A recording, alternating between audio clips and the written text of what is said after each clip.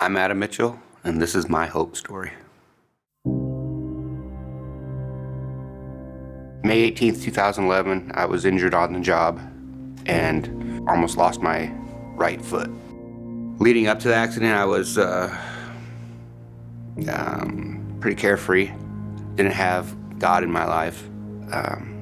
He has been in the past, but wasn't actively seeking Him or listening to His wisdom and His word. I would run marathons. I did the Dam to Dam. I did road racing. I did hiking, climbing.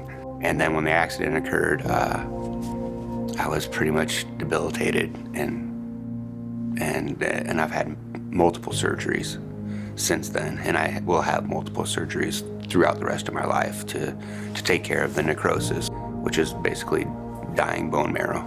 Subsequently, I was put on pain meds, a pretty heavy dose of those. It numbed everything, and I was literally dying from what the doctors had told me.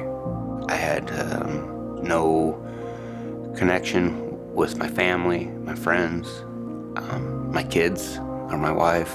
At the time, I felt like I was sheltering my children and my wife from the anger and the bitterness that came with the cards that were dealt me. It took 3.5 years of putting my family through that for my wife to call it quits. It took that for me to really wake up and kind of dig myself out of the hole that I was in and kind of find my way to hope through my aunt, through my lawyer, through the crisis counselors at DMAC. They could see the spark in me, but they could see how lost I was, and how I think, in my opinion, they could tell that I just needed to have God in my life, to be shown that I'm loved, because they could tell that I wasn't loving myself. You know, my aunt, she's a great woman. She loves me. Even though I didn't recognize what love was sometimes, I do now. It took her asking me to come to church. I think by the second time I said, okay, I'll come check out the church.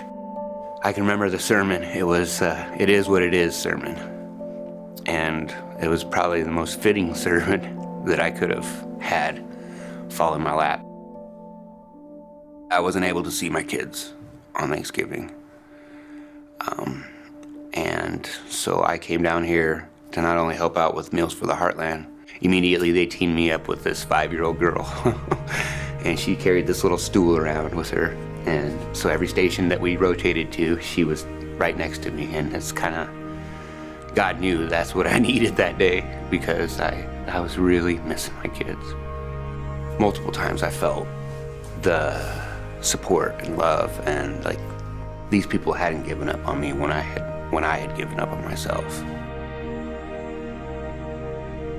I'm no longer living in darkness. I'm no longer killing the pain, not only in my leg, but inside of me. You know, I'm not abusing.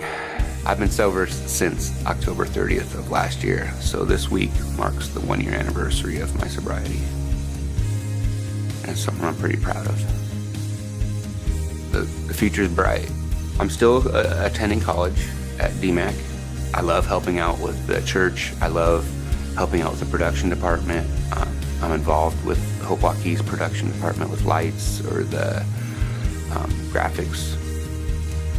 I've noticed just a night and day difference in my children, and it probably has a lot to do with my interaction with them now. Where I wasn't pulling away, now I'm actually in their face.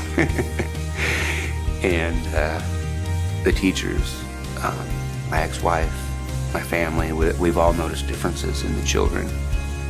We're gonna thrive, not just survive. And I have a lot of faith. I'm gonna have those challenges, those urges, but all I gotta do is think about my kids and think about, you know, where I've come from in the last year, and that just continues to push me forward and doesn't allow me to look back. My faith in God and the love of this church and my family and my children have all kind of teamed together to show me that there is light, that there is love and there is hope.